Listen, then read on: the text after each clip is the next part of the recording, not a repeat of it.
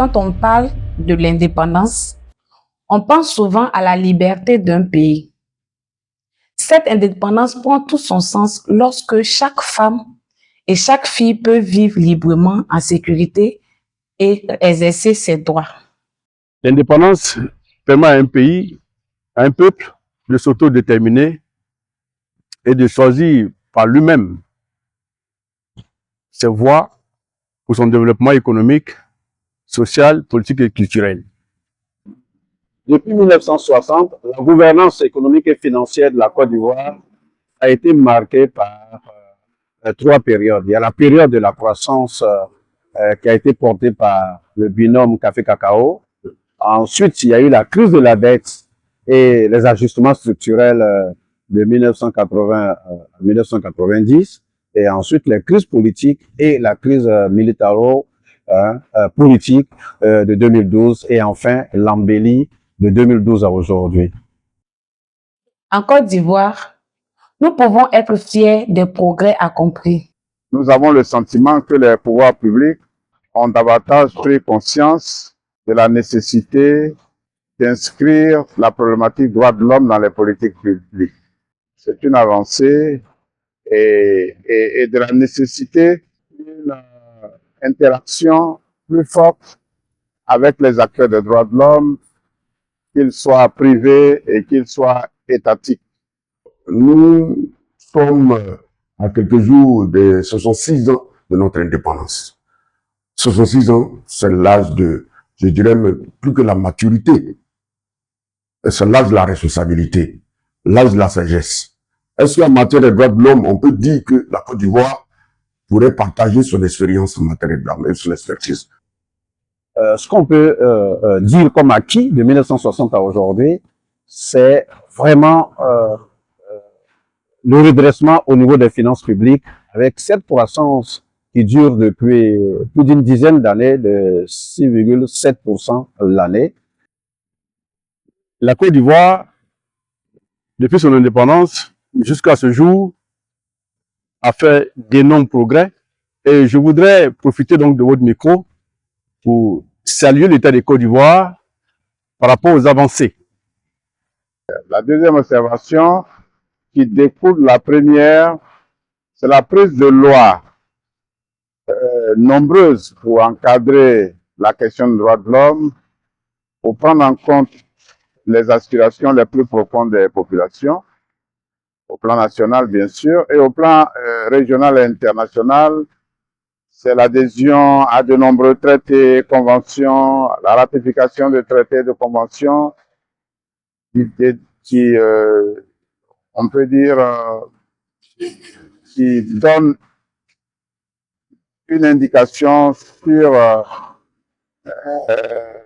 l'engagement de notre pays à s'inscrire dans une dynamique mondiale de protection des droits de l'homme et de ne pas être à la traîne de ces pays qui connaissent des avancées dans ce domaine-là.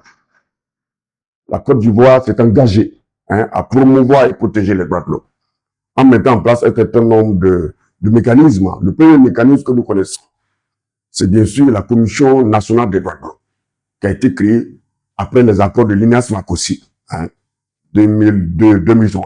Autour donc de l'année 2010, 2011, 2012, nous avons donc une nouvelle loi créant donc la Commission nationale des droits de l'homme, aujourd'hui le Conseil national des droits de l'homme. Aujourd'hui, les femmes occupent de postes de responsabilité, les filles ont un meilleur accès à l'éducation et les textes de loi protègent de mieux en mieux leurs droits. Ce sont des avancées importantes. Et ensuite, il y a l'assainissement des finances publiques avec les réformes du budget programme. Nous sommes passés du budget de moyens au budget programme.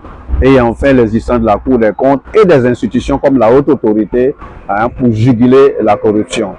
Aujourd'hui, nous avons une plus grande stabilité institutionnelle comparée aux crises du passé.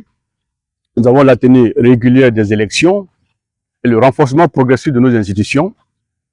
La sécurité tout court qui nous permet donc de vaquer à nos occupations. D'importants investissements réalisés dans les infrastructures, l'éducation, la santé et les transports et une meilleure prise en compte des droits des femmes avec des réformes en faveur de leur représentation. Une première en Afrique, c'est que la soutenabilité de la dette a été passée de risque moyen à faible. C'est une première sur le continent, selon le FMI et la Banque mondiale. Nous avons aussi la question démocratique.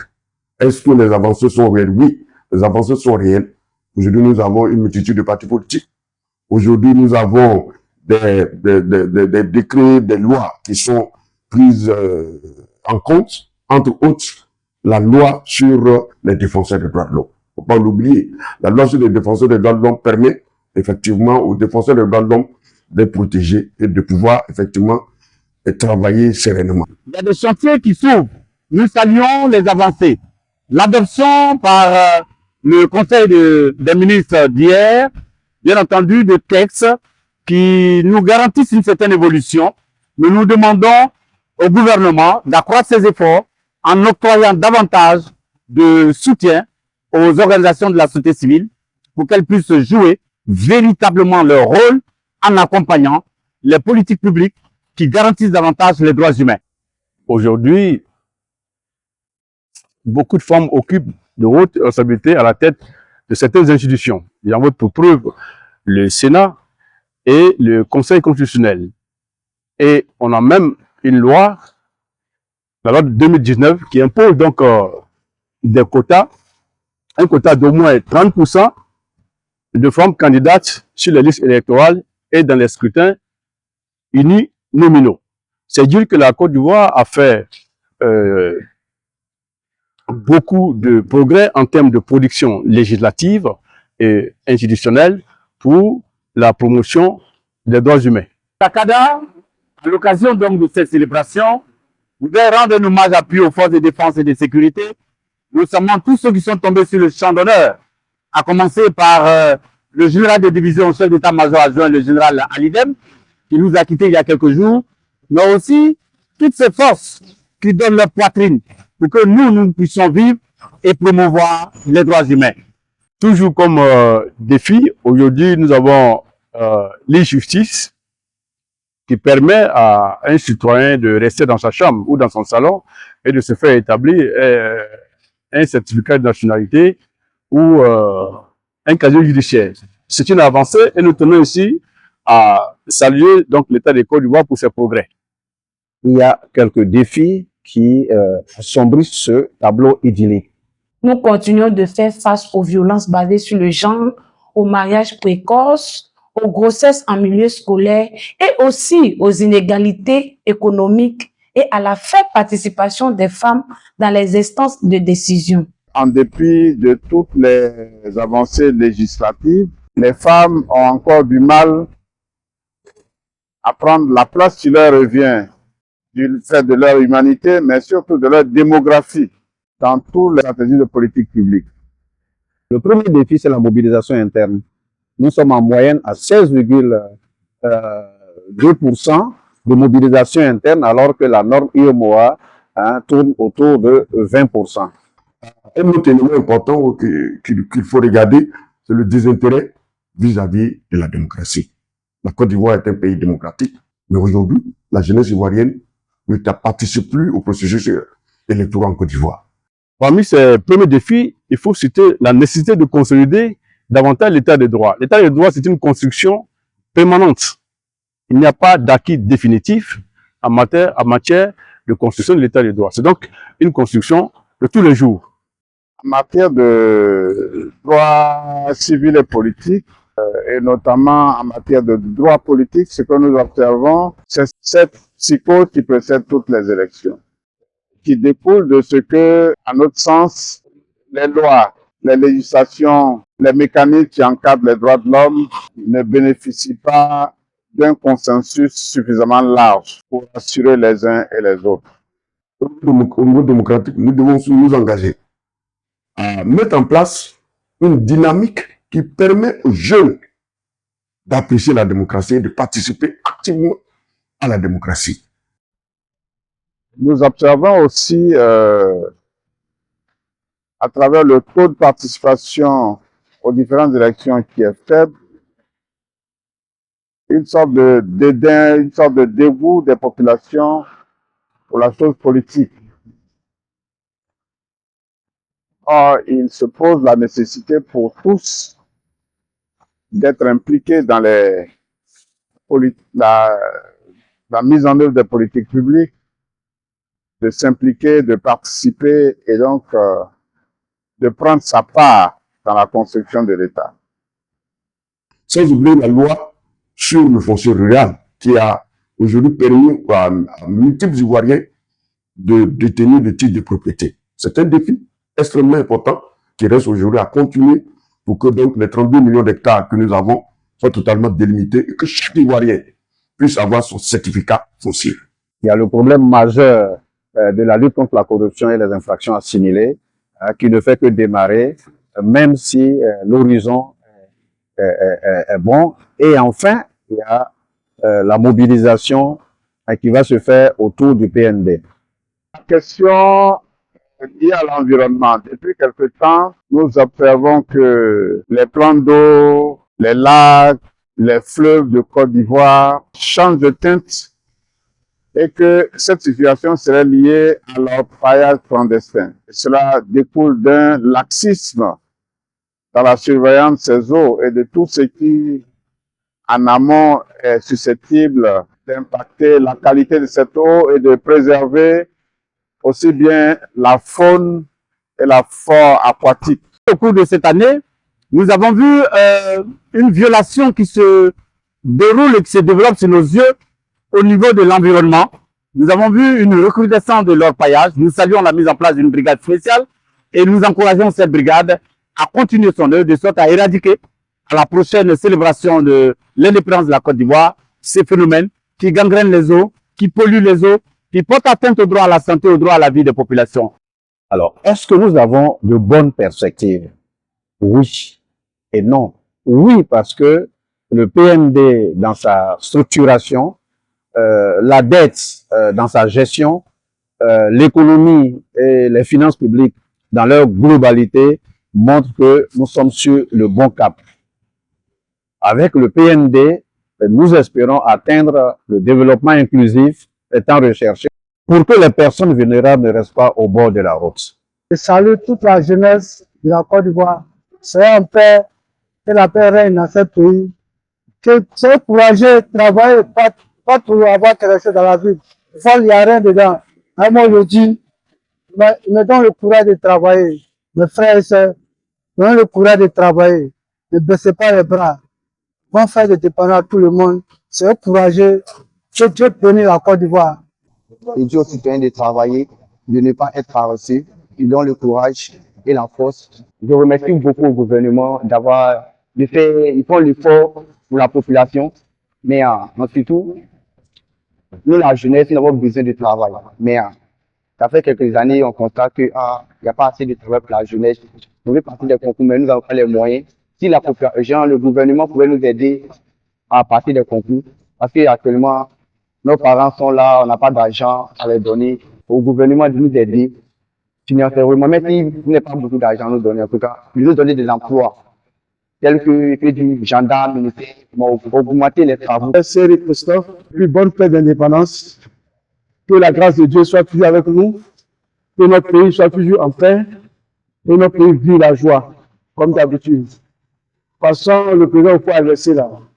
Alassane est venu prendre pour nous, encourager, pour nous donner la joie encore, que ça soit toujours la même chose, qu'on soit plus dans la joie, dans la paix, et puis dans l'amour de chacun, quoi. On vit dans la tolérance, le partage, comme d'habitude, comme un bon Ivoirien, parce que l'Ivoirien aime le partage. Nous vivons dans le partage et dans la joie. Merci à Dignité Droits Humains qui m'a permis de parler et qui lance des bons messages aussi. En conclusion, qu'est-ce qu'on peut dire? De 1960 à aujourd'hui, le développement et la gestion des finances publiques et l'économie en Côte d'Ivoire, globalement, a des acquis. Il existe certes des défis, mais qui ne sont pas insurmontables. Et nous pensons que ces défis vont être gérés dans le PND 2026-2030.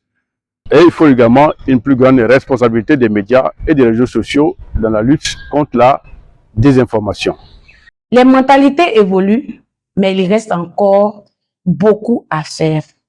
Au CEFC, nous sommes convaincus que chaque changement passe par la sensibilisation, l'éducation et l'accompagnement des communautés. Depuis plus de 20 ans, nous menons des campagnes de sensibilisation, des formations, des dialogues communautaires et des actions de plaidoyer pour promouvoir les droits des femmes. Prévenir la violence, c'est renforcer le leadership et aussi bien à Abidjan que dans plusieurs régions du pays.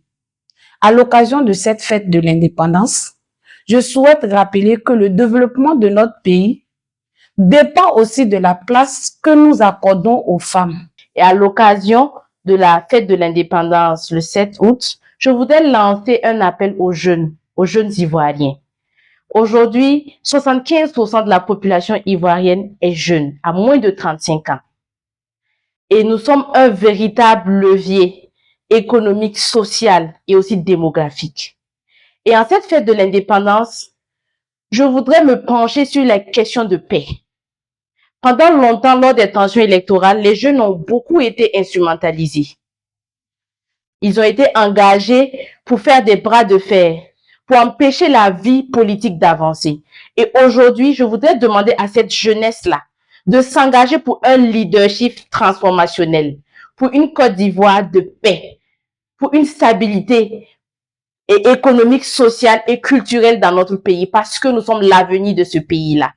Et alors, je souhaite encore une bonne fête de l'indépendance à toutes et à tous. Et chers jeunes, engageons-nous pour construire la Côte d'Ivoire de demain. Je dis merci à Dignité et Droits Humains qui nous donne la parole, nous, les membres de la société civile, pour que nous exprimons sur les sujets d'intérêt national. Encore merci, Dignité et Droits Humains. Bonne et sainte fête d'indépendance à toutes et à tous.